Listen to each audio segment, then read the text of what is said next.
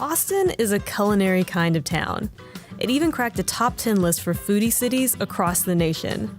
But for the true culinary risk takers, a local group is asking, have you considered crickets?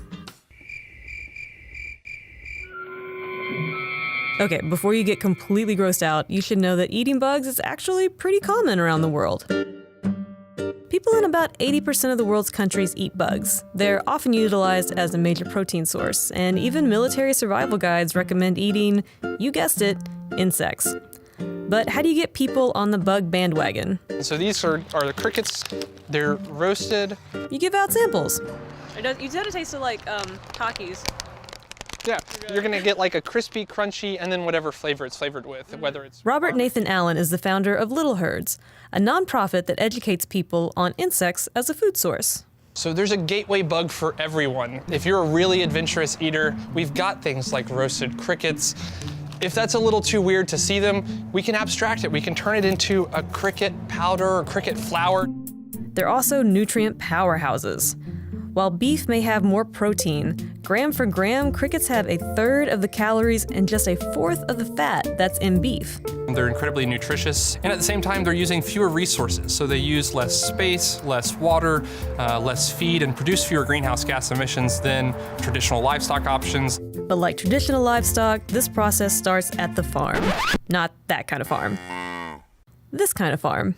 So right now we are in Texas's first and one of the first cricket farms in the U.S. designed exclusively to produce crickets for human food. Aspire Food Group's cricket farm started as a project to address global food insecurity. With one of the only cricket farms in the U.S., they're trying to win over Western appetites, one fried cricket at a time. How many crickets do you guys currently have going on right now? So we generate about 1 million crickets a day. So, and these guys are not fully grown yet, right? No, they're almost there. Another 4 or 5 days and they'll be adults. First, we should think about crickets really more like chickens than, say, butterflies. You lay an egg, it hatches, you get this tiny, tiny cricket, and it just gets bigger and bigger and bigger until it's an adult. Crickets need the right temperature, the right humidity, the right light, and then they need water and food.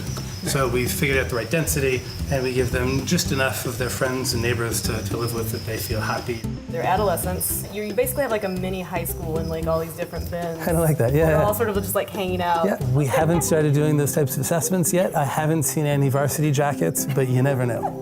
Once they're matured, the crickets are turned into a variety of foodstuffs, from high-protein flour to whole fried crickets. Local restaurants have even worked them into their menus.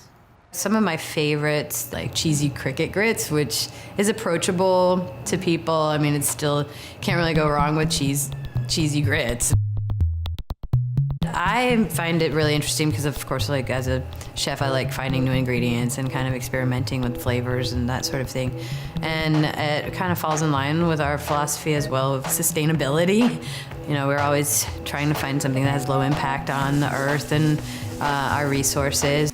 Having it on our menu, it just opens a conversation. The thought of eating crickets might still bug you, but groups are hoping they can convince you to try something different that's good for you and good for the planet. And especially to look for things that are nutritious, good for their body, resource efficient, good for the planet, but above all, delicious.